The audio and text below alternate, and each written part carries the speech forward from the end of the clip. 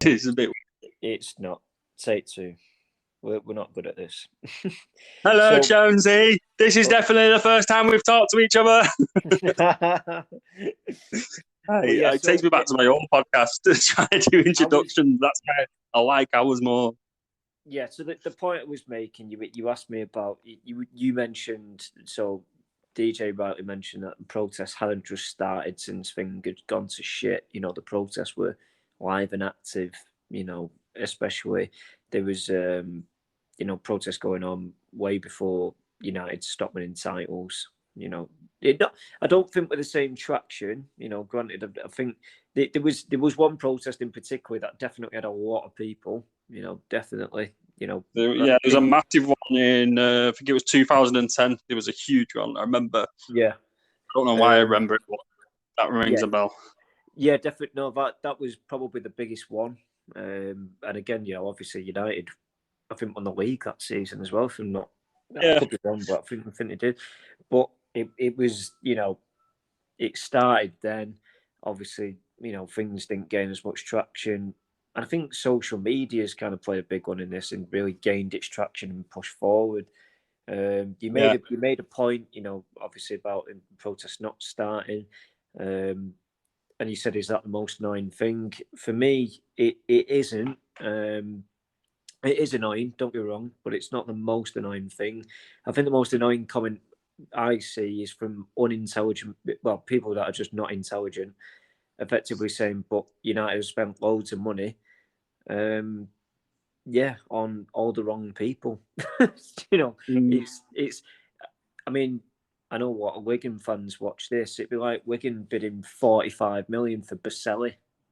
You're just thinking, and you're Worth just every penny. thinking that's just not wise business. I mean, we've all seen the Casemiro bid today, Yeah. which is I have my doubts about. Again, I'm not as optimistic as everybody else in the respect that he's 30 years of age. United are spending towards 60 million on a player that has proven, done there, won it all, done the lot, to be fair to him. But does he at this point now have the same desire to take United to that next level? Or will he Nah. just get fed up with the shit and You just be like, know, my thoughts on United at the minute is, even though you want the Glazers out, I feel like you're the closest to being like an MLS franchise than you've ever been before.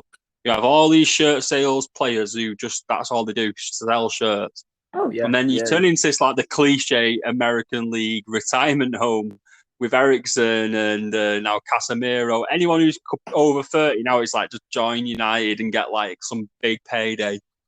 yeah. It's a bit of a There's, strange one.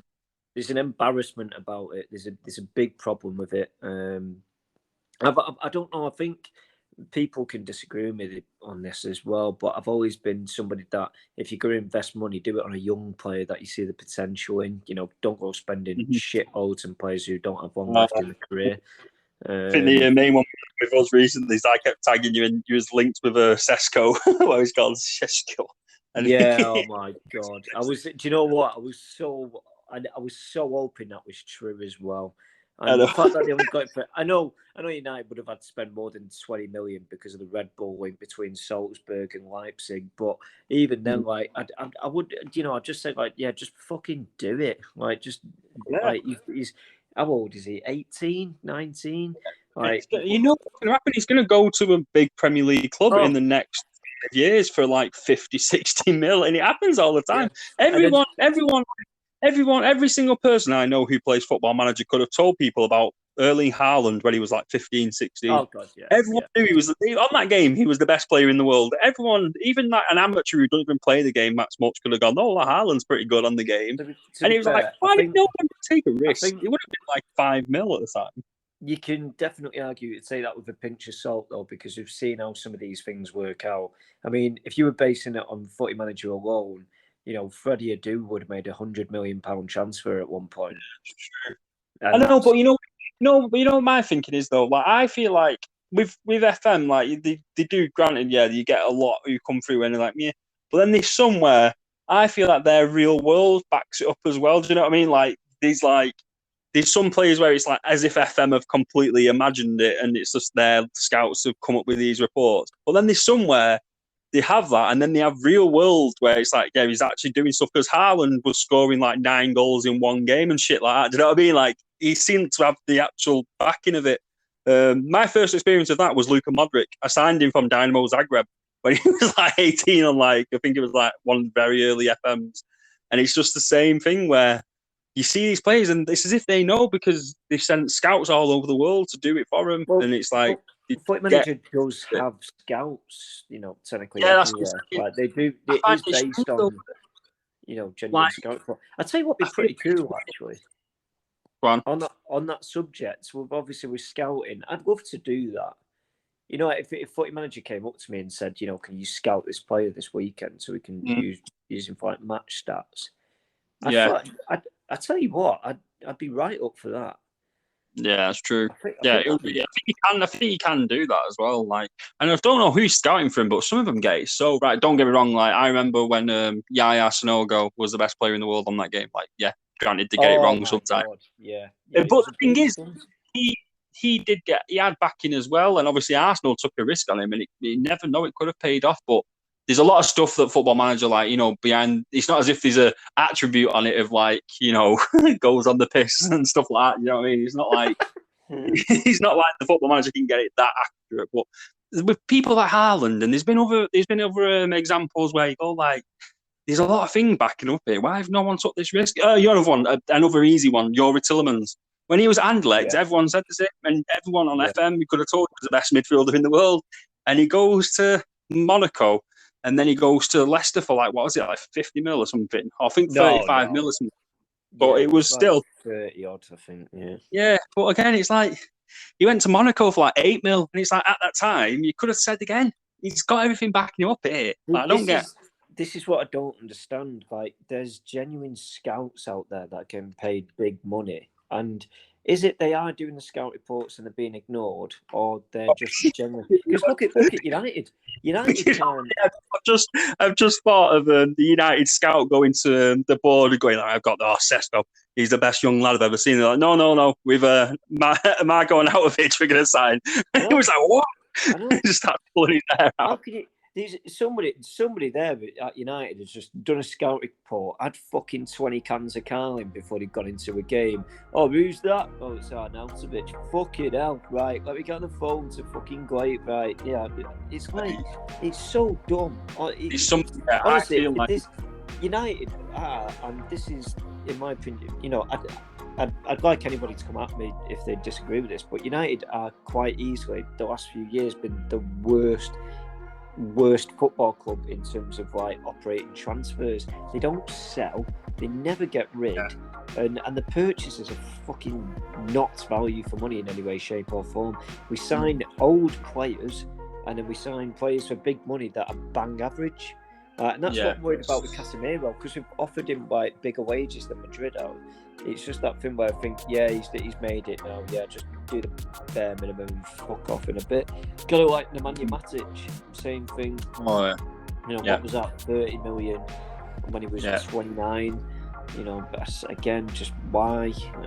Pointless, bang average. Not a good player in my opinion for United. I know people disagree with me on that, but personally, I don't think he was. Just piss poor. Like, the recruitment's awful. But again, this goes back to the whole, this is why it's more than just, it's more than just recruitment. It's about the whole structure of the club. I mean, there was a picture on Twitter the other day, which is funny. It's like a guy on a cherry picker painting the stand, the huge stand that we've got, with just a small brush. One person painting Old Trafford. That's insane. That's so dumb. But I think it's so it's bad.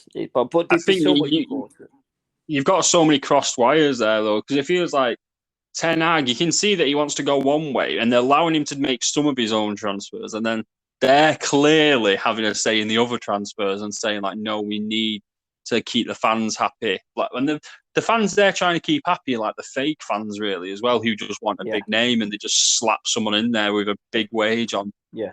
It's It's fucking the, it's strange. it's the ones that give him the most social media interactions. That's the problem. Whereas actual match going fans couldn't give a fuck about social media interactions, to be Yeah. honest. And I mean, I think the highlight of this now, just going a little bit further down the ownership route, is I've not seen this much optimism on social media for a long time. Like, there's a huge movement. Like Monday again is another, a big stage protest on Monday. mhm. And I've not seen people get that excited since we had that rumor of Jim Ratcliffe, who is he's great at Manchester. He's from where we're from. Being a big billionaire tech owner, interested in buying United. Everybody's gone crazy. Like, everybody's gone like, oh my Yeah. god, it's happening! Like, it's happening. I can't. I'm just one of them. I can't get my hopes up until something's done me. But like, genuinely, if that was true, I mean, I've not seen any formal bids yet, so I can't get too excited. But if it is true, then my God, it needs to happen, because this, for me, we can lose to Liverpool. I don't care, because this ownership thing's right. I don't think it's. I don't think it's. I don't think it's. We can lose. You are gonna lose either way. Then again, they've not started the season great either. To be fair, but I feel like Oh, that's looking like a demolition job at the minute. That'll look like 10 times better than we are, though. yeah, That's being harsh on them. Honestly, I feel like United fans would be happier seeing the 11 players that Wigan put out play for them, because at least they fucking try and they Oh, they run. would. Like, Yeah, there's, yeah. you know what I mean? The No. embarrassment was, what was it? Was it something like 15,000 less, 15K less than Brentford? Yeah. That's 4-0. Like, fucking Yeah, hell, yeah. that's bad. If you're not Yeah. going to play good, at least fucking run. Yeah, exactly that. I mean, I'll come There to we the go. football part in a bit, but it's secondary. What? What Yeah. did you do? I thought he But disappeared. I thought he'd gone. no, you need to stop doing that. You make it seem dead random. But yeah, it's no. The football part's secondary right now for United. I know it sounds crazy, but it is, because if there's a chance of getting the owners out, then that has to happen. Like, there's no, Yeah. there's no negotiating that. And if to be honest, the game on Monday, as big a game, United Liverpool is the biggest game in the UK, and maybe barring Celtic Rangers, I suppose it's a bit of a tough one. But apart from them two, there's no bigger game in the UK than them two. So then so the game, to say the game secondary is mental. Really, it's mad, absolutely mad. But it is, because for the long term future of our club. Because at the end of the day, we're in shitloads of debt. We are in turmoil. The only reason we're not talked about as much as maybe say Barcelona is because of the whole big cover up by them. Do you know what I mean? It's always a big cover up. So the hope is that obviously a new owner. I would, I really hope, I really hope it happens soon, but I can't see it. I just don't know. But yeah. I can't even get my head around the money involved, like, because he'd have to buy the club and get them out. No, would he have to he'd just take that debt on, wouldn't he? He'd have to. I don't think he'd clear it. He'd just take it on. Yeah, he'd have. Well, I think he'd have to clear it. I could be wrong. Like, even if that was like, even if you were trying to sell me anything, and he was just like, oh, by the way, it comes with, you owe £40 now, or something like that, I'd be like, no, go away. Like, I'm not giving you £40 or something. Never mind 400 million. Like, that just seems crazy to me. Like, do you want to buy this? Yes, but it also comes with £400 million worth of debt. Like, what the fuck? Like, no, thank you. It just seems bizarre, but he must have to. But that makes sense that he'd have to clear that debt. That's the whole point of him buying it, I'm sure. Like, I don't know, but I mean, I feel like because like you've got like so much assets to put against the debt, I think that's how it might be able to carry on. Like, obviously you're going to make that much money in a year or however long anyway, so I think that's how they keep just making that debt work for them, kind of thing. I'm surprised it's been allowed to go on for so long, because in effect the Glazers bought United on a loan. They didn't buy it outright. They took a loan and bought it with that loan, and have never repaid back any of that loan, and then pushed that loan onto the club. So then it's not their debt; it's the club's debt. Yeah, That's it's like all.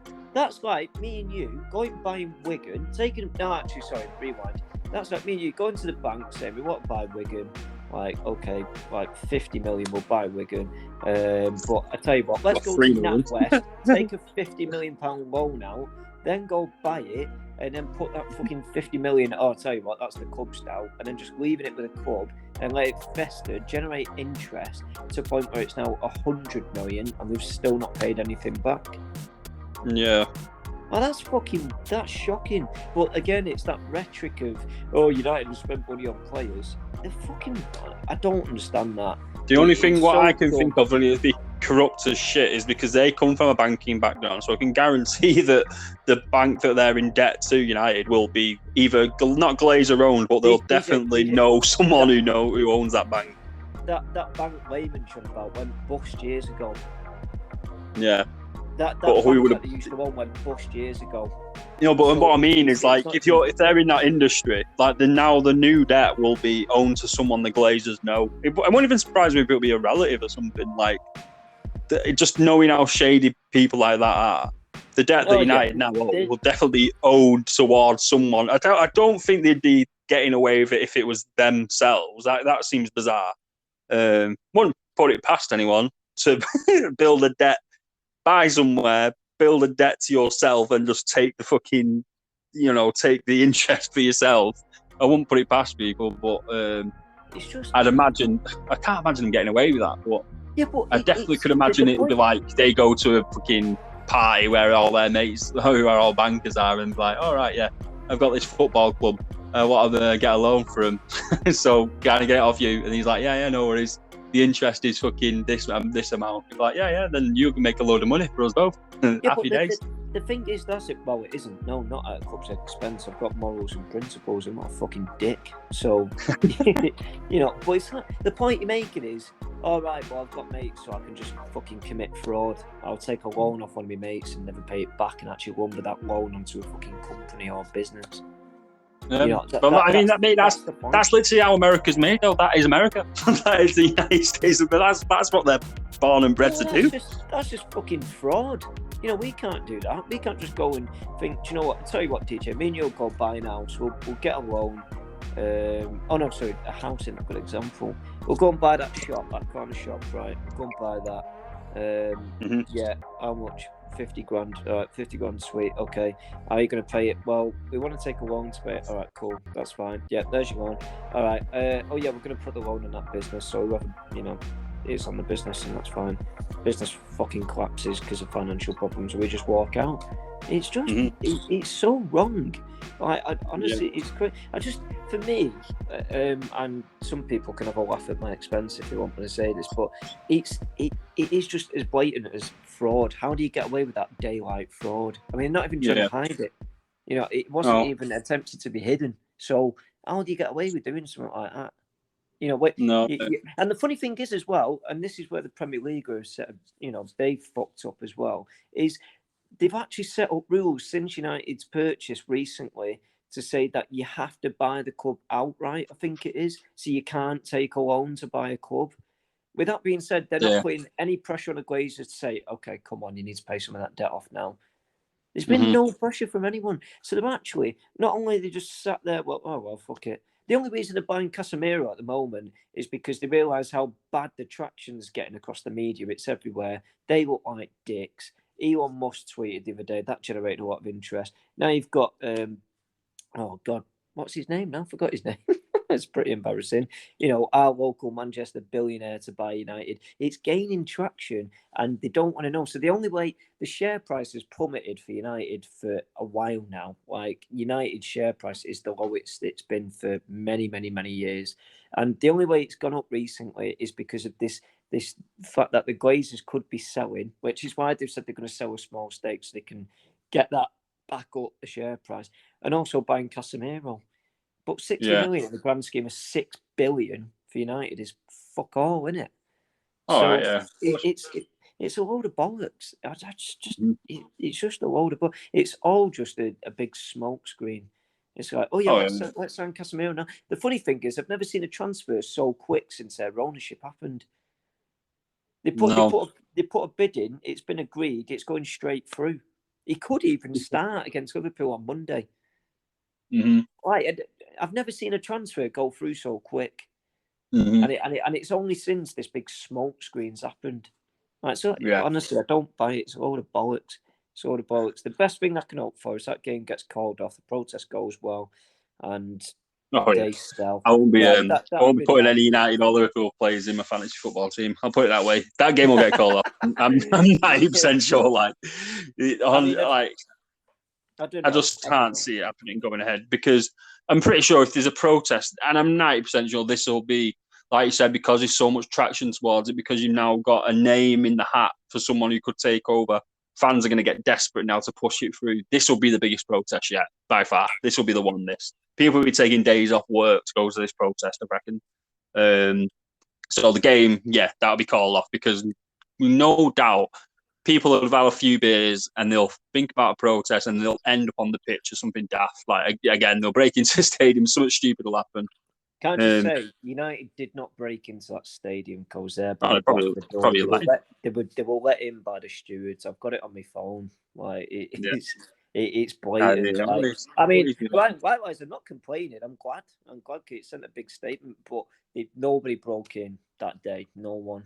Like nobody. Yeah. Don't get wrong. There was damage caused to it, so people did damage up, the ground. Yeah, definitely. Yeah.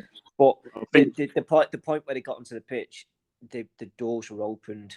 That was it. Yeah. They weren't damaged. They were just opened. Yeah. Well, I reckon it's probably best for everyone because if the Glazers don't end up getting out, if they'll take an insurance loan out, and the stadium will be on fire in a few years' time, because that's another thing Americans like to do: wash their hands with it, get an insurance claim in there.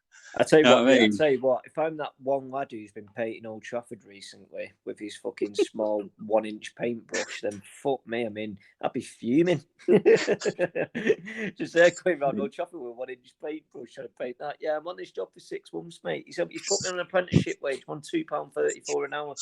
He's gonna be screaming Monday when like fans start protesting, throwing shit all over the new paint job. I could just see him trying to clean it up as well, fucking just throwing shit on it. Honestly, it's just like you just said that it's just laughable, isn't it? Like, it's laughable how it's so such great strategy. To be honest, though, for me, this isn't just United. This is any club. I mean, look at Coventry. You were meant to play Coventry the other day, and their ground's not even ready to play a match. It's just not fair on Coventry.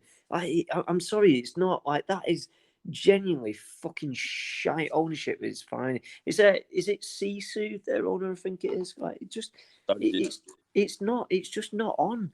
Why is a dick like that been allowed to buy a football club?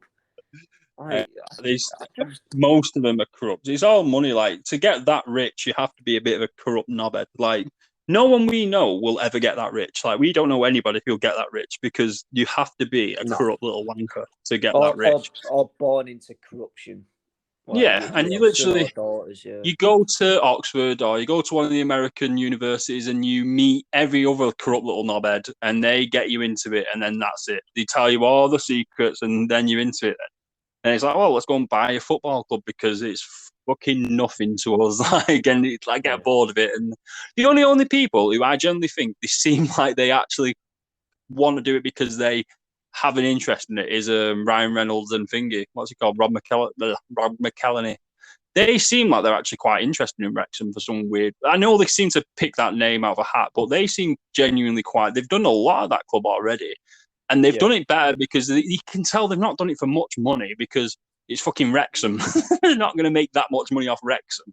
But they've seemed to have done it just...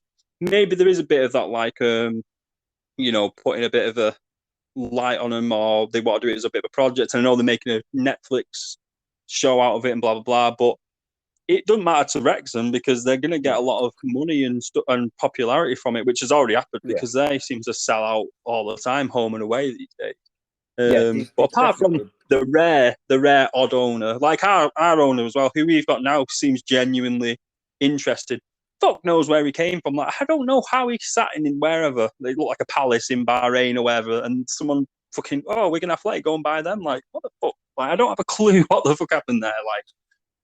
But there just seem to be one or two decent owners out there, but a lot of them seem so fucking corrupt and dodgy. Where he's like, they've got money and they know how to make money, and they just use football clubs as just fucking, they're like literally money laundering near enough.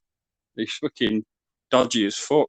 Yeah, it's interesting, isn't it? It's definitely some form of, they've got for me, it's like avoiding them taxes, getting them tax breaks and stuff like that as well. Oh yeah, But, exactly. you made a good point there about like Wrexham and owners that genuinely, want Yeah, to, they are a have an rarity though. interest in the club. They are a pretty rare breed, though. I can only think of a few owners like of football clubs. Like, don't get me wrong, the majority of like lower league clubs will have like some random local millionaire who just happens to love the club, so bought them. Well, Oldham. Well, yeah, some carrots for him. Yeah, He was laughing his head off at you the other day, weren't he? Did you hear that interview? At the end of it, he was like, "You see what's happening at Man United?" That's how I was. Fair play to him. No, it's about time they've got sorted. They honestly, I stand by what I say in every podcast. They have probably been the club that has suffered the most turmoil in the UK for some time. So for them to actually, come out from that it'd be a good thing. They'll probably stay. I can guarantee though. I bet they stay in that league for a while though. It seems like a lot of teams get into the national and stay there for a bit. Like I thought Stockport County would get out of it quick. I thought Notts County would get out of it quick. I thought Wrexham would fly straight up it. Salford, you know what I mean? If quite a few clubs want to get investment, I assume they'll go straight up. But it takes a good few seasons before they do. Yeah, it's an extremely difficult week. I think that proved it. Oldham's game is a prime example of that because they played Wealdstone the other night, got beat. Wealdstone are part-time. Oldham are full-time. So that big divide where you think, oh yeah, well, full-time players are definitely going to do better than part-time players, and actually, they got turned over. So it's. I think when you go down to that level, because there's so much doubt, and obviously, as we know at that level, contracts are extremely different and difficult, aren't they? Because you're not talking like, oh, we've signed this player on a 4-year deal. Oh yeah, we've got this player to the end of the season, and that's it. And then so you're not just talking one or two players; you're talking complete squad restructures. And I think Oldham, obviously, because they've had different owners in that time, have probably still got a couple of players that I think, you know what, this guy's shit, he needs to go. Whereas some of them they've probably brought back and thought, you know what, we've done well there, and they can go a bit higher. But they still want to maintain the structure and the finances of the club. I can't see Oldham being that club like Stockport Wrexham going, okay, there's $4,000 a week, fucking do it. I can't see him doing that. So, and like you said, Wrexham didn't come straight up. Obviously, Stockport did, but Stockport had money, season prior. They didn't come straight up. Yeah, I think it seems to take a good few seasons before you can just like hop up there. Wrexham are struggling again this season. But it's early doors, though. Yeah, I mean, early early days. Yeah, I mean, what was we were talking? Was it Huddersfield that were like lost shitloads of games and then they ended up in the playoffs? Yeah. I remember Blackpool definitely did that a few seasons ago as well. When Blackpool were in League One, I think they did that. Like by December, they were like 13th, 14th, I think, and then they ended up going up in League One. I think outside of the Premier League, even if you're rock bottom in December, you can have every chance of even going to the playoffs. It's that because there's so many games, you have every chance to do that. Like I've seen Wigan fans already moaning, "Oh, not won yet." It's like, after 3 games, we've drawn all 3, which is a good sign. To be fair, it's such a long season. You've played 100. After 6 games. After 6 games, there's still 120 points to play for. After 6 games, it's just fucking mental. What make about that? You played Norwich away, who got relegated last season, and Elgin and got a point, which I know they've not done very well because they got spanked off Hull, I think it was. But yet they've, it's still Norwich. It's Oh still yeah, that club. If you'd have played that fixture at any point in the season, you would take a point now. You would have took a yeah, point last season, definitely. So 100%. And the thing is with teams like that, when they come down, is they're going to have good days and bad days. They will definitely turn teams over because yeah, they've got quality there. But if they're not on their game that day, then they've got every chance of getting turned over themselves. But I took that point.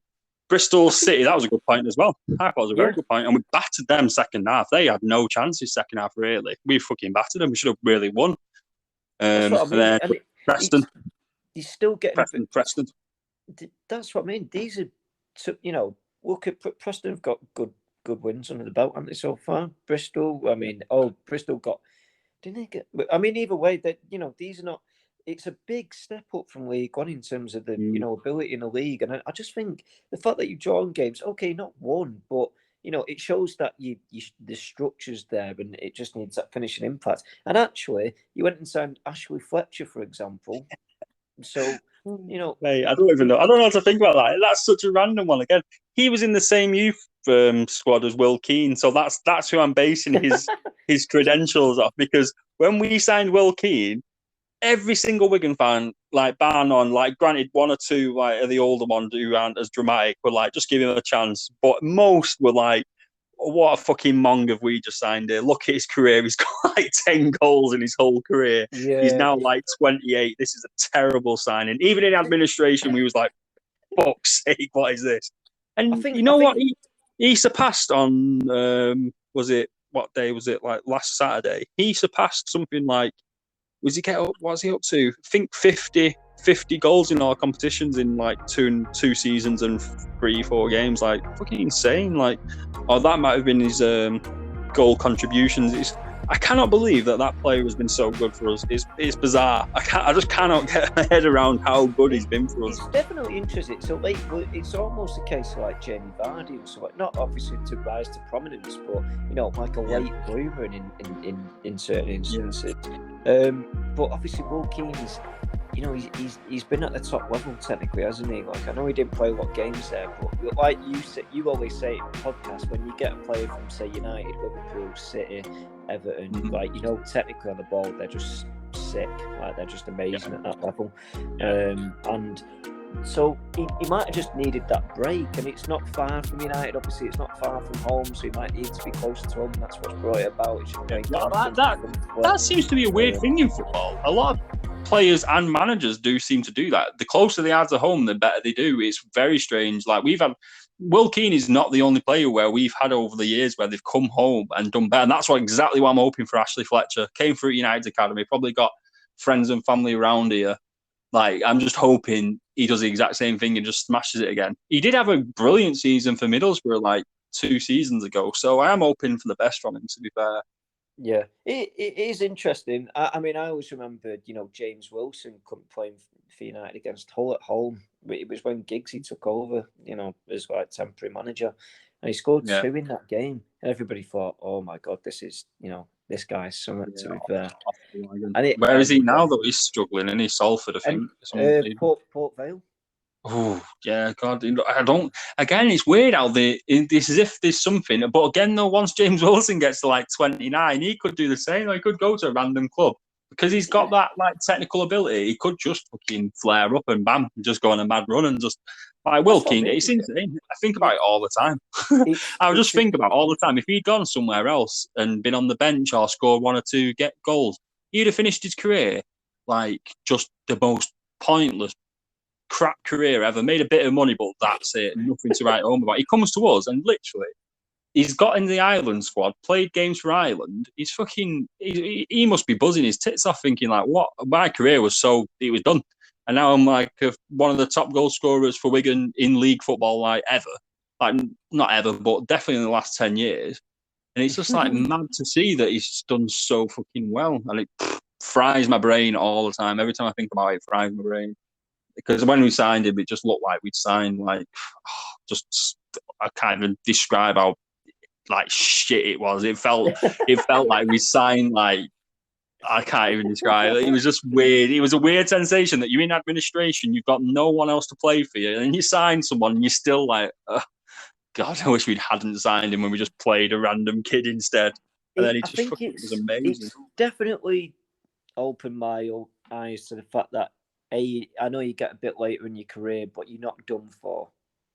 Yeah, I think it's definitely because I just I think any fan could be forget, especially Wigan fans in the Will Keane instance when they signed him, could be forgiven thinking, "Fuck me, why, yeah, like I'm sure they would because his record yeah. was shit. Oh, It another was. one. Here's another one. Before he came to us, Tom Naylor was going to go to League Two with Mansfield, and he's come to us. And in League One, he was one of our better performers, brilliant in League One. But in the Championship this season, our first 3 games, honestly, looks like Kante. He's unfucking believable. He's just winning everything in centre midfield, making strongish tackles against Norwich, what made Todd Cantwell cry his eyes out on Twitter and demand VAR. Like, oh, so pathetic. Like, Todd Cantwell is a little fucking mong, mate. He literally, I, Max Aarons, the right I, back who was supposed to be playing for Bayern Munich, he's getting nailed by Tom Naylor in fucking the Championship now instead. And literally, right, he wins the ball, but then the follow through, he catches him on the leg, right? But he fully clearly gets the ball, like it's in perfect tackle before that. And then he's like got a screenshot of the aftermath where he's gone through and made contact with his leg. The referee is watching it, right? Perfect position to watch it. It doesn't blow up because it's a perfectly timed tackle. And Cantwell's like, oh, VAR, VAR. It's a little shit. yeah. Well, I think he's trying too hard to be Irish Styles, me. I don't get him. I just don't Oh, get him. He actually, do you know what he reminds me of? He reminds me of like Pogba when he's obviously seen Wigan for, or they've only come up from League One. It's right, walking apart, just walk around all day, fucking, and mate. then only turns up in the big game and just like, nah, do you know what? Fuck it, I'm not Yeah. asked. Don't I was care. convinced. I thought what would happen with his career. I thought that um, I thought Leicester he was would. going to Bournemouth. I thought Leicester would sell Maddison, and then Oh he yeah, would join Leicester from Norwich because it was the same kind of pathway Maddison had done. So I thought that was what his yeah. career path would be, but just not turned out. I think he was at Bournemouth last season. I think he played like 10 games. I think on loan. Oh, I don't think he did anything. Um, yeah, but I'm not surprised though. Another player where attitude has got in the way, like Dali going to Besiktas, he could have been one oh of the best wow. players England's Well, ever seen.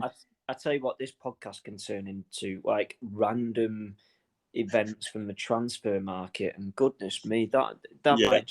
I mean, the Morgan Gibbs White for 45 million has to be discussed. I mean, there's somebody somewhere is.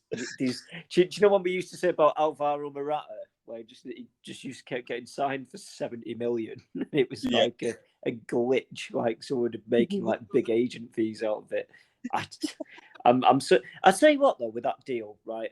I get everybody thinks they've overspent, but he is only 22. And if he does turn like insanely good in the Mm-hmm. Premier League, then actually we're all going to look like dicks because it was worth every penny. So My only I issue see. is like it's 45. So I think at very best, they could surely only make say 15 million off it on profit because I can't see him going for much more than 60 unless he genuinely is like you're saying unbelievable in the Premier League. But Yeah, I we'll have to know. see. Well, I agree with that because for me, he's not a Jude Bellingham. No, He's not. Like, I mean, Jude Bellingham is for me the one player you'd spend shitloads of money on, yeah. like more money than Son. Like, Whilst we're on the subject of Notts Forest, I'll stick up for them at the minute because they're getting a lot of stick for like, oh, you've signed 16 players. Like what? And you see all these posts, and clickbait. All it is clickbait. And it's like 16th signing, and Wigan got the same in League One after we fucking just got rid of our whole squad due to administration. Once we got a new owner, we signed like the same, probably like 16 players because we needed 16 players. Forest are the same. They released something like 16 players, 17 players. They sold a load of players because they've got promoted. yeah, They needed all them players. So these people making that argument, who are they? Are they just yeah, jealous or weird or just it's want to all moan on about like them? thingy, but I don't get it. If you like, everybody complain, right? This is one of the biggest complaints every season is that some of the teams that come up don't make enough signings to consolidate themselves as Premier League teams. You know, Fulham, prime example, up, down, up, down, up, down. West Brom, back in the day, Norwich. up, down, up, down, up, down. Norwich, again, prime example. Newcastle, to be fair, although probably not anymore.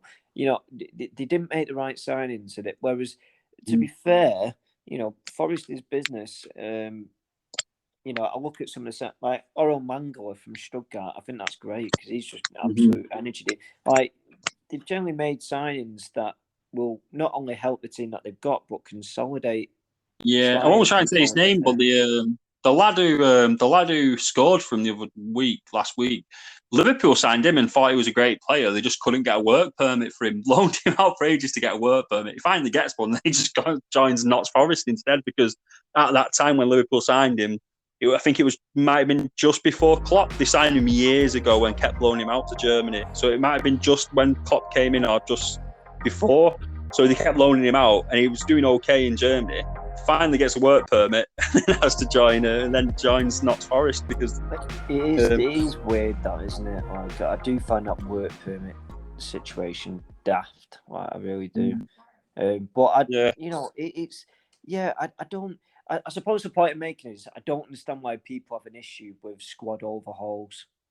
No, I don't get it. If they've just been promoted to the Premier League, of course they're going to invest that money in trying to consolidate themselves. Yeah. Same thing with Wigan. Wigan went through financial turmoil and then they get out of it. Of course they're going to try and make experienced signings, given their average squad age was about 17 at one point. So, I was going to say 7 then, like 7-year-old.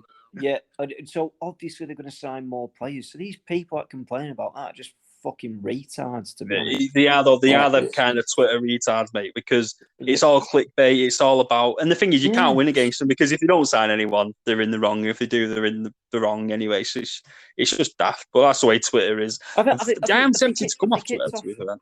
Have they kicked off about Derby this season? I haven't really seen much of that. No, I don't know why. Derby seems to have slipped through the net a little bit. It's just an agenda against certain clubs then. That being said, though, I've not really followed that as much though. So Derby might be getting in the neck, but I've just not really seen much of that. I don't know why I've seen it about Forest, but I've seen it a lot more. I think because Forest are in the Premier League, that's why I'm seeing it a lot more. Like, say for Wigan fans, I don't think anyone outside of League One would have seen Wigan fans really getting the shit we got last season. But Derby might be getting that same kind of shit. What a weird point to make, though. What a weird thing to try and say. Try and get one up on someone like, oh yeah, well you had signed 18 players this season, and it's strange, mate. Fucking point? Very strange, saying, mate. Oh well, you only won the League Cup this season. Isn't that what you're in football to do, to win trophies? Mate, it's the same. It's the same kind of thing with the fan situation. We can go through all the time. It's like you've only got 10,000 fans. It's like we won the league last season. I don't give a shit if there was one person in the stadium to watch it happen. It doesn't matter. It's still like the club don't give a fuck. Like money wise, granted, yes, someone somewhere will care how many fans are in there. But as a club, if you just happen to follow that club, it doesn't matter who else supports them. You're still getting to see that same club play week in, week out. It's just such a bizarre thing to bring up. The same with the transfer thing. Like, I think they just love bashing fans with random crap, whatever they can get their hands on. It's just, like I said before that, I think that I would consider deleting Twitter, but it's such a good place for news. Like the amount of stuff I see through just getting news, like getting headlines is so easy. It's so convenient. Like, rather than going searching for it. If you go on Twitter, the top trending thing will normally be the top one like news article for that day. And then if you think of something like, I've not seen about this, you can just search, and it's such an accessible tool for that. But like outside of that, like it is a mess. Like it's a hot mess. That thing, fucking nightmare. It's embarrassing. I'll tell you what's embarrassing. Have you seen the Ryan Giggs poems? Oh my god. Oh, hey, that's so fucking bad. Jesus I think that's Christ. Punishment enough. I wouldn't even put him in prison. For releasing them poems are the worst punishment anyone could ever have. Like, honestly, I'd put him on suicide watch, and that's how brutal releasing them kind of poems are. Like, that's so fucking bad. That's not prison. That's not prison. That needs psychiatric attention. Like that's bad. That is on it. That's fucking.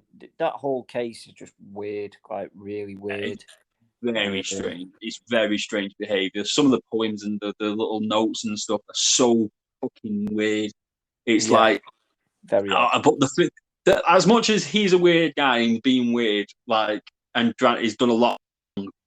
The whole the thought of just your darkest things or whatever you've got being broadcast to the world is just you could think the cringiest thing you've ever sent to your missus and then it getting sent out to the whole world on Twitter. Oh, that's the kind of thing you put in your Tinder bio as a joke to have a laugh. Why did you do that? Actually, to be fair, if anybody does listen to this and is single and has Tinder, put as your Tinder bio and see how you get on. Yeah. Let us know. Oh, that'd be funny. That. What's the top one I saw the other day? What was sent out? It was terrible. It was something about a totem pole or something. Oh, it was so bad. It was just horrific. The worst part though is granted, footballers aren't they're known as not being the smartest, but it was proper primary school level poetry. Oh. It was so fucking tragic. Yeah, I remember people accusing Wayne Rooney of being not very intelligent. I remember him getting it in the neck as a young lad, and everybody felt sorry for him. But Ryan Giggs has done this poem as an adult. That's just I can't go. I mean, Rodri Giggs must be pissing himself after seeing that. He just must be fucking. Hey, I can guarantee that Paddy Powell will probably release an advert of him just reading the poems out. That'd be so fucking. I would not be surprised at that. No, talking of Wayne Rooney, is it DC United? They're bottom of bottom in America. They're 24th of 24th. I think they're as low as you can get at the minute. That's the other day. Right. I know they was, but I didn't know they were rock bottom. I mean, that's what happened when he signed Christian Benteke.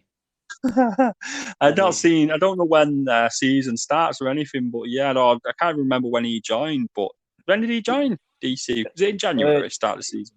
No, start of the season, because a lot of United fans are getting ropes up because there was talks of DC United signing Phil Jones. I can't remember thinking Phil Jones is still playing United. I'm the unpopular person that thinks drop Maguire and put him in there, and things improved tenfold. It can't be much worse. Harry Maguire's his head's gone. You know what Harry Maguire needs to do? He needs to fuck off to Spain, Italy, France, and just get away from everything for a few years. Chris Smalling did it, paid off for him, worked well for him. Do you know what I mean? That's what Maguire's going to have to do. He can't stay in the Premier League after his time at United now. He's got no way. A punching mile. The funny thing is as well, he's not even a player that I don't think managers are good to sign. I feel like the odd manager, if Ole Gunnar Solskjaer managed, I don't know, Lazio just as a random one, maybe, but no, I can't. I just can't see that happening one bit. I just really can't. No, it's too much money as well. That's the other thing. That's the for United. That's the main thing now. How long has he got left on his contract as well? It's going to be a tough one to try and get rid. It shocked me as well, and I know you was excited when you was happy when he'd signed, and you thought he'd be a defensive mid, but he started pretty poor. What's he called? Is it Lisandro Martinez? I disagree. There's a big thing about this, saying about him playing poor, and actually he held his own. You can't do everything as centre back when you've got a fucking fat liability next to you. You just can't. And he actually and do you know what? Do you know what I'm really happy about? Ivan Toney came out and made a comment about this because I think he got a bit hang on a minute.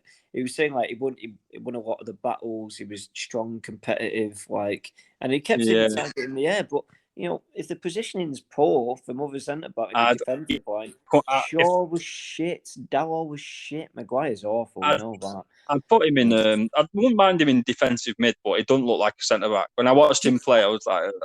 Mate, I literally, what were we talking about a few weeks ago? I literally said I would have him in that. That's what I've said. I know that you said that. Yeah, you did say he'd be better there, but if he went in there, he would bosh people about and just make the simple pass that everybody's. He would do well there, but it's very strange that the managers watched him and thought centre back would be a good idea. Maybe his thinking was that Maguire would win the headers and he'd mop up, but it didn't seem to work like that at all. And then.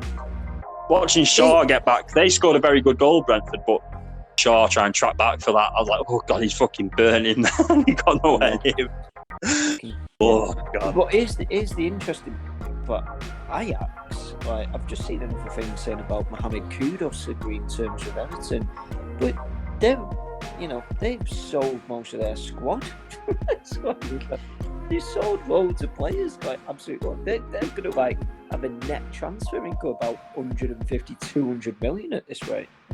They seem to do the same. They do so well with bringing through youth players, though, and then they sign like stars from random countries, and just because that league's not that competitive, they get away with it every year. Like, as long as they can beat PSV and Feyenoord and AZ Alkmaar, they're normally quite all right in that division. I think that is competitive because you've got, I'd say 3. I don't think Alkmaar are there. Not there, but PSV and Feyenoord definitely are. And and I think 20 have been in the past, but they're definitely not now. But just in the respect that it is competitive, and you're seeing like PSV the other night against. No, but I think main thing I mean is like transfer wise, like they could sell one of their stars to a top European club because they're in the Champions League and proving themselves for 30, 40 mil or 20, 30 mil. They could just go and sign AZ Alkmaar's best youngster then for 2 mil. They can just that's what they seem to do very well. They just replace their top stars with like the best Dutch stars and then just sell them on in a few years, or then go to a random country. They seem to have a few Mexicans a few years ago, remember? Like, just superstars who they then sold on for a lot of money.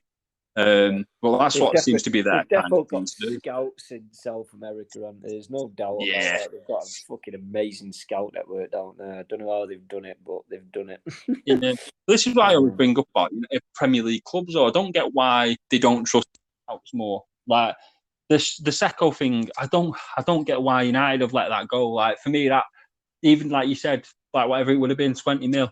20 mil now, giving you 50, 60 mil in a few years, because everyone knows he's going to be great. Got the right height, he's finish, he's just got everything. He looks like the perfect striker, but it's about taking a risk. Because Fingy did it, didn't they? Wolves, was it with Fabio Silva? They took that risk, and that's not paid off in the slightest yet. Not yet. But but he's still super young. Yeah, but he's scoring goals for Anderlecht already. To be fair, like I know you could say, "Oh, that's nowhere near the level." I get that, but sometimes it can just be the confidence side of things. So, 100%. I think that's what the United should have done with Seco. They should have signed him and loaned him out straight off the bat. I smashed it. I said exactly that. Even though for me, I would just like get him in the team. Right, but no. Even if we'd have done that, I would have been happy. But no, United are too dumb. United are too dumb at these things. The dumbest football club in the world right now. But you know what? I put money on as well. I put money on Casemiro getting sent off in his first game. I'd put money on that. There's something about United right now where you can guarantee he'll get sent off in his first game. That kind of United curse at the minute that's going to happen. Yeah, he'll probably have 1 or 2 good games to start with, thinking like, I need to prove myself, and then he'll see everybody else's work ethic and just think, oh fuck it, these guys are getting paid just as much time, if not more, and they're doing fuck all, and then he'll just do the same. So, yeah. You can see why they wanted the Super League though, because the Super League fits their whole, like, it fits everything they want. Like, it's kind of pay to win, like, and it is exactly what they want. The Glazers and the American franchise system, that is what it's built around. Yeah. It's more to make money. It's not really a sport. Yeah, well, that was the one of the turning points in the other big protest was the whole European Super League. I just, what an embarrassing recommend. Everything about that. That would have been. No one in a million years has ever wanted that, apart from rich people, and yet it went so far because of rich people. It just what a shower of shit. Yeah, it would have been. It would have been the death of football because of. But it would have. I think it definitely would have been the death of United fans, clubs, and Liverpool. I think you could not sit there and watch them clubs. I'm sorry, directly to you as a fan. I don't think you as a fan, you couldn't watch United if they were like a Super League club. No, you're right. No, I couldn't watch United and be like. It wouldn't feel like United, would it? It wouldn't. No. It'd feel like it'd be a different animal. Real Madrid, are you playing next week? Juventus, are you playing the week after that? Barcelona. It's just like it ruins the credibility, how special it is. It ruins the moment. You know, you play these teams every now and again, and it's a big occasion. You know, it's like you know. So for it to happen every week, I just thought, nah, fuck that. I would. I mean, I'd entirely stop watching United if that happened. Well, I'd still love the club.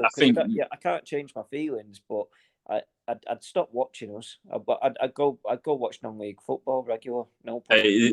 Straight away, they'd be like a Newton Heath FC, wouldn't they? They'd be, because we've got to remember that's how long ago, that's how serious United were. It's probably a good point for anyone. You know, the argument made at the start of this. The whole reason that FC United exists is because of the Glazers, because they took over. That's what happened. They separated and made their own club. Fans made their own club. That was pretty much because of the protest way back in 2005, I think, 2005 when they took over. Yeah, 2005. When I was looking the other day because I was interested. Because I thought Glazers are all in the news. I'll have a little look because I couldn't even remember how far back it went. And that's when I started seeing these protests from 2010 and stuff. I was watching the videos. But I just saw this article and it was Malcolm Glazer going on about some of the death threats he'd got. And for some reason, they were so in detail. And there was people just like saying, like, I'm going to cut your bald head off, you cunt. I was just pissing myself right about why these so in detail. Like, it was just like a news article, but it was so like Malcolm Glazer just gets these death threats. And they were just like proper brutal about him. And I was like, what the fuck? But that's how much United fans like just hated them straight off the bat. Your bald head off. It was, what was that chant? And do know you had a chant as well, but that seems to, I don't know if it went away, but I think because the world's changed a lot in the last 15 years, or about 17 years, should I say. I don't think people chant it as much, but there was definitely like a death threat chant about the Glazers as well, from what I can recall. We still think Joe Glazer's going to die. You know, I think it was some lad. No, the one I read was a lot worse than going to die, though. It was something very, very like brutal about one of the Glazers. But this is what I mean. Like, this is where you can tell. You're not mistreating it with the Dalglish one, are you? We always used to say we're going to rang Dalglish from the highest fucking tree, so all you bastards can see he's a cunt. Yeah, I think it was. I think what I'd read was that, but with Glazer replaced with Dalglish. So, it was. I was just going through a few of these articles though from like the early 2000s of like United fans just giving the Glazers shit, and I was just like, I don't think other fans cannot deny that it's because results have changed. Because some of them, most of the reports were 2007 when you won the double, you won the Champions League as well. So it's like, I don't think. It's been longer than that. You don't have to like United. I don't think anybody likes United, but you know, to come out with just bollocks, you know, thoughts about it is just not right. You know, it has been. It's not even if it's United are not. You know, I think obviously your Twitter account fans, your Nancy fanboy accounts are just begging it to like, you know, they want to sign, you know, fucking players that get decent haircuts and all that. They're on mongs, but like, you know, genuine United fans that go to games just want to see the club either fan owned or owned by somebody, you know, that will invest and, you know, bring the culture of the club back. Make sure the club's not falling apart. Make sure we're not pissing leaks through the roof as we are at the moment. Make sure the training grounds up to standard. I could imagine that'd be their next trick. If everything falls through and the Glazers, blah, blah, I can imagine them kind of bringing a proxy and it'd be like fan owned and it'll be like this American fan and it'll be a very closed shop of like they sell it again to one of their mates and it becomes a fan owned, but it's an American fan and it's a closed shop of the fans. Because I know something similar is happening with Patrick Thistle at the minute. I've seen on Twitter where they're saying they're fan owned in quote marks, but the fans are just not invited or included in any decision making. It's Partick Thistle. Oh, Partick, Patrick, whatever. What did I say? I can't remember. I don't know, mate. Partick Thistle. Yeah, well, this is weird actually because probably the most we've talked about United on a podcast, but. You are all over the news. If it's not United, it's Giggs. If it's not Giggs, it's one of your transfers, your many transfer rumours. And if it's not one of them, then it's just the protests. So football is all United at the minute. It isn't. So it isn't. It isn't. Football related stories are all United, and actually, all United want is no football. So it's an interesting one. I just this is could potentially be such a big moment in our history. Obviously, where my standpoint is, and it's a big moment if it's true. Obviously, if they're open to selling shares, then they're technically open to selling the club, in my opinion. What I'm not convinced about is if they will do it or not, because they know that by signing players like Casemiro and saying, "Oh yeah, we're thinking about selling," that the share price will increase naturally quite highly because people start getting a boner too soon. So yeah, I mean, it's a tricky one, really. Like I said, I'm not convinced by it yet. I will be when I see confirmation, but I'm not getting my hopes up. I don't think it's. If I'm honest, I don't think it's going to happen anytime soon. But it doesn't mean you stop doing these things. It doesn't mean you stop, your disagreement with that. Because that's just accepting defeat, and you should never do that. So yeah, it's an interest. Yeah, it's just the way it is. But no. What was the point we're making before? Oh yeah, about the death threats. Yeah, fucking hell. Yeah, no. Well, the Glazer ones are deserved, so I've got no argument there. I mean, obviously, people can say, "Oh, that's really mean. You shouldn't send death threats." No, you probably shouldn't. I get that, but at the end of the day, the way I see it with owners, but I don't just mean it from United's perspective as well. I think to myself, look at Coventry. Coventry are a Premier League club and a good one too. And I've heard Simon Jordan's interesting. he's in giving it all mouth. He's the you know what he's like. Oh, he's all mouth and he all talk. You've got to be full of shit to go and talk sport, though, haven't you? Like you've generally got to talk. Who talks the most bollocks? That was funny, wasn't it? Bleeding Jurgen Klopp calling out Gabby Bonahor before about the United thing. Then we spanked Villa 6-0. Don't know where his mentality was then. It must be frustrating. No, I couldn't deal with it because with talk sport though, it's all clickbait, and all the people who get on there, they know what they're doing. Same with Piers Morgan, anyone like that. They know they don't even agree with half the shit that comes out of their mouth. They just say it just because they know it's going to get a reaction. It's just people that are mentally prepared to accept the shit in it, because I'm sell their soul. Like these guys have generally sold the soul for a bit of fame. Or it's fucking daft. It's daft. Anyone could go on TalkSport. Any ex-player could do it. Any ex-player. Darren Huckabee, anyone. Any random player could go on there and say, like, the complete opposite of what everyone else is saying. If Darren Huckabee went on there and went, don't kick racism out of football, he'd fucking get hated by everyone, but he'd be in the news week in, week out, wouldn't he? That's what the kind of shit they do. That'd be fucking bad, that. I mean, obviously that's an extreme example with a random football losing my head, but an ex-football losing my head. Yeah. But what I mean it's the opposite. Do you know what I mean? That was all theoretical. That's it. Darren Huckabee's like thinking like, but any random player, I've got Norwich on the head because Norwich pissed me off the week. That's why I'm throwing all their players under the bus. That's not very fair. I know you don't live anywhere near us, but it's not very fair.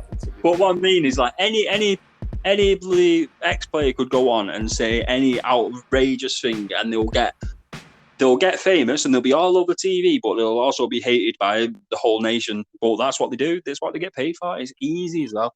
Like, it's so easy, but they've got to, like you said, sell the soul for it.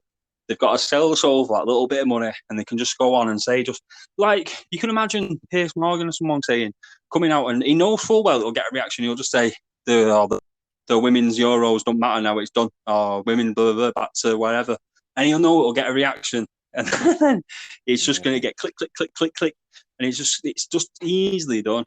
They know exactly what they're doing on TalkSport. It's just pointless. It's just stupid. It's true. It is true, and it works. So it works. If I what's he called, Goldbridge at United, it's a reason why he gets so many followers and that, because he'll title one of his videos like that, and the other, whatever. He'll go that far. I can imagine him saying something like, "Oh, what I keep the Glazers in. The Glazers are doing a good job." That's the kind of level he'll go to. Yeah, because he'll know. It's an interesting one because a lot of people have accused him of being what you would call like a Glazer sympathiser, right? But he actually, because of, I don't know if it's because of accusations, maybe not. I don't think it is personally, but he's actually on his.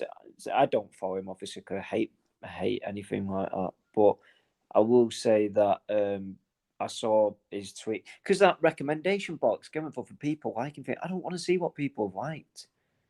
I don't want to see it, but it's on my fucking timeline. Yeah.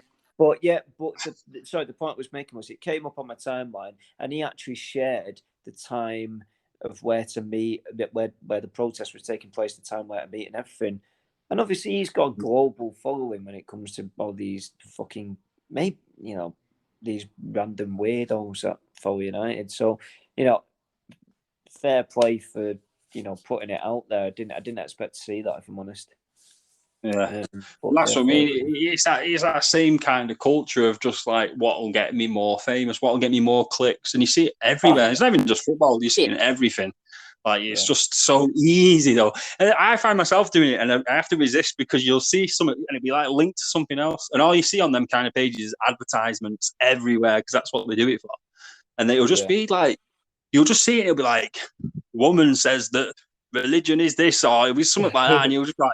I would say something like young kids do this or something, and you'll be like, you're tempted to click and watch the video or something, but then you think you're like, no, I know what they're trying to do here. I'm not falling for it. Well, that's what football media's turned into, especially TalkSport. Like TalkSport is the worst for it. Yeah, it's just the opinions are so dumb. Jamie O'Hara, oh my god. Yeah, he's bad for God. He's oh my word. I don't even have the words. I actually don't have the words. Yeah, like sometimes you'll see some. You see something funny turn up, and at least people back you up. Like you remember Micah Richards laughing at Alan Shearer. I think he put Tim Sherwood in his dream team, but he had good points to back you up, and he was saying how good he was and blah blah and blah blah. And it was funny, and it was kind of natural, and he weren't even trying to make clickbait. He had good reasons for why he wanted him in there and blah blah. But that's the kind of shit you'll see him say like, "Oh, Thierry Henry weren't even that good," and it's just like, and people are outraged over it. It's just daft. He's so fucking. He's the worst though. O'Hara, I cannot stand listening to him. I'd turn the radio off if he comes on. Yeah, sometimes I wish these people that do it were still playing football, so they actually get hurt playing football. Because it just winds me up. They just basically say what they want, fucking absolute stupid, profound opinions, and just get away with it as well. So it's just annoying. But no, football-wise, going back to United, I mean, I think we're getting enough on United, actually, to be honest. But the Ashley Fletcher signing for Wigan is good, obviously, been consolidated by 3 draws. I think Ashley Fletcher, again, could be, like you said there, it could be another Will Keane moment where, yes, he's not been prolific at any of the clubs that he's played for, but given the fact he's back in the local area that he's from, and obviously, he's got players around him that he knows from the past as well. And the manager's good and encouraging clearly because he's getting the best out of his players. Then these are all like the right ingredients to get the best out of a player. He's experienced now. Is he what, like late 20s now? Is he mid 27? I think 27. So he's prime now. To be fair, how many years did you sign him for? Was it 1 year, 2 years? Oh mate, it's only a loan. It's only a loan. Still, Watford signed him on a 5-year contract like a season or 2 ago, so he's going nowhere from them. Like they won't let him go for a minimal fee because obviously if he smashes it for us, then they'll be like, well, we want a good fee for him now, and we won't pay that fee. So there's no way he plays for us really next season. For Ashley Fletcher, he, not to be disrespectful to him, but he's never going to be a Premier League player, is he? No, well, I don't know. There's definitely signs for it in when he played for Middlesbrough that one season because he was scoring a few headers, scoring a good few finishes. He definitely looks athletic enough, and you never know because I've seen some bizarre players play in the Premier League where I think like Kiefer Moore scored, didn't he, opening weekend? That's true. Actually, yeah. I mean, I actually rescind my comment because I saw that and I was like, what? Yeah, mate, I mean, he was great for us before we went into administration. He was great for us. Like, I loved him. I thought he will take us to Premier League. This is what I mean about when I say it. I don't even blink when I say when that season when we was in the mid-table when we went in administration, we would have gone up the season after. I'm convinced of it because we've got loads of players now who are playing in the Premier League who were part of that squad. So I'm pretty convinced we would have gone up the season after, which is bizarre to think of, like, because we ended up in League One instead. Like, I think that's worthy of a Twitter survey, me. I think you need to put that into context in a Twitter survey and see how many people agree with you. We would have had to sign. Right, I'll say this is just for Wigan fans because they'll back me up on this, but we would have probably had to sign a goalkeeper because we had David Marshall, who's like 39 or something. But then at right back, we had Nathan Byrne, who got like Derby's Championship Player of the Season last season, so he was doing great for them. Centre back, we had Kipra, who ended up going West Brom in Premier League. I don't think he did well there, but he got to the Premier League. Balogun, who played for Rangers in the Europa League, played for them in their title-winning season. Anthony Robinson, left back for Fulham now, was great for us. Then centre mid, yeah, Joe Williams and Sam Morsey probably would have had to improve there, maybe, but in the Championship, done all right. But then in front of that, you had Gellard, who was played loads for Leeds now in the Premier League. Then we would have had Kieran Dowell, who played Premier League for Norwich last season. And then we had Jamal Lowe, who's in Bournemouth for Premier League now. And then Kiefer Moore up front. So, like, the team was there. 100% the team was there. I get where you're coming from. I think the team's good. Is it Premier League survival? Question mark. No, but Championship promotion. That's what I'm looking for. That's that team. Well, yeah, I tell you what, if that team finished in the playoffs, you wouldn't be surprised now. Yeah, 100% you wouldn't be. This was peak Kiefer Moore before he because that season I'm talking about, Kiefer Moore scored like 20 goals or something for Cardiff. So he would have done that for us. Has to be now. Surely he's scored in the Premier League. Well, yeah, now, but what I'm saying is, like, I think, was it last season, he only didn't score that many for Cardiff and then got loaned to Bournemouth, bought him in January, and I think he got injured because he scored 4 in 4, but he must have been injured because I doubt he would have only played 4 games. Yeah. We would have had Gallard just as he was coming through. Like, everyone's seen how good he's blown up and he's done great, and he's playing Premier League football at like 19, 20. So we would have had him at like his peak. And then add to that players who we got come through as well. Like we had Callum Lang as well, do class for us. He would have struggled to be on that bench. It would have been a weird one. Like, it's weird to think like that, but I do think that team would have probably gone up from the Championship that season. It's just a shame things happened the way they did. Somebody needs to do like a squad edit on Footy Manager and sim it out and see if just sim it out. Like, I'd have full faith. I might do that. I might go and buy FM21, put Wigan in the Championship, and put like all them players together. Sign a keeper who's about in the right pay bracket. You know what's daft as well? That silly bastard who fucking put us in administration. He could have just sold one of them players and then made all of his money back. Fucking idiot. Like, what was he thinking? Well, yeah, I mean, the whole Anthony Robinson failing his medical at Milan for 10 million, that has to be the lowest, I think. But anyway, the two things I was going to say was, first of all, if you do that idea with Footy Manager, you have to sign an Egyptian goalkeeper. You've got no flex on that. And the other thing is, wouldn't it be funny if Fulham got relegated and Bournemouth survived from a Scott Parker point of view? That would be pretty funny. Like, how oh yeah, sorry Scott, you're not good enough, mate. See you in a bit. Oh fucking hell, you managed to keep Bournemouth in the Premier League and we got relegated. Yeah, that'd be pretty good for him. And you can take Andres Pereira with you, for fuck's sake. I don't know what he's doing. I have no idea what he's up to walking into these top jobs, by the way. Like, what's that about? What is going on there? Mate, honestly, these transfers are just financial loopholes nowadays. Morata, Casemiro, potentially, definitely Pereira. Like, there's something going on there. There's something going on here. If that's not money laundering, I don't know what isn't. Yeah, exactly. There's something going on here that we don't know about. Andres Pereira, what the fuck? What's he doing in the Premier League? Hey, what? Mate, honestly, if Wigan signed Pereira tomorrow, I'd be like, what is that? If we signed him like that, it's such a terrible sign. What the fuck? 10 million. Like what? Like what have they seen from him though? What's he done? What did he do at United? What did he do anywhere? Well, we all Very know strange. he was a pre-season Pirlo. Like he was fucking mint every pre-season. We knew he was class in pre-season, and then when it came to the big time, just like, no, I'm shit. So I don't know. I actually do not know. I feel like Anthony Martial might be the new Andrews Pereira. You know, he had a really good pre-season, came back injured before the first game, due back soon, and he might have a shitter in the first. I could be speaking too soon. It might be his breakout season, but I get Pereira vibes with Martial. I really do. Yeah. I think Arsenal are the ones to look out for. Arsenal City top 2. I'm gonna say that season. No. Arsenal City top 2. That's probably City first. Hey, I reckon, mate. I think Arsenal. I really like Arsenal now. I think Arteta seems to have got the right balance, and I think I like their team. I really do. I like Jesus. Stays fit, Jesus. Then I think he'll bang a lot of goals from. The thing is, though, obviously Arteta as a football player was great, and then he went into coaching and learned from Guardiola. But he's never going to get one up on Guardiola, is he?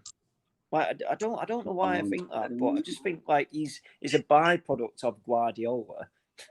Yeah, so he's like all his tactics are just Guardiola-esque. Yeah, but what you don't realise is I've heard that he's going to get Paul Cook as his assistant manager soon.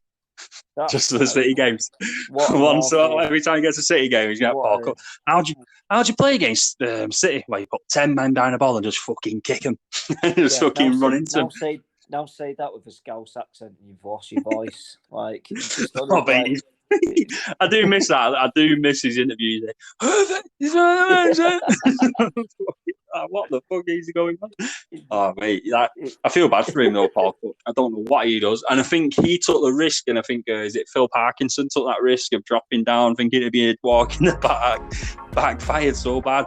Because now they've got, like... I don't get why people think that. I mean, if you look at any division, like, literally any, like, even as low as, like, National League North and Robert, like, it's not an easy division. If you get in the playoffs and you've not spent $4,000 a week on salaries, then fuck me, you've smashed it. Like, you've actually smashed it. Like, God, I'm trying to think of an example. I can't. My mind just had a brain fuck. But just some teams look at Barrow, fucking Barrow in League Two. That's insane. Yep. That is actually insane. So it just, to me, it's just, I just find that mad. But for any manager, sorry, the point you was making, for any manager to think that any league is easy with any club, unless you're, I feel like the only team you could feel anything is easy right now is City. Yeah. I feel like that's the only team in English football you could feel that football is easy.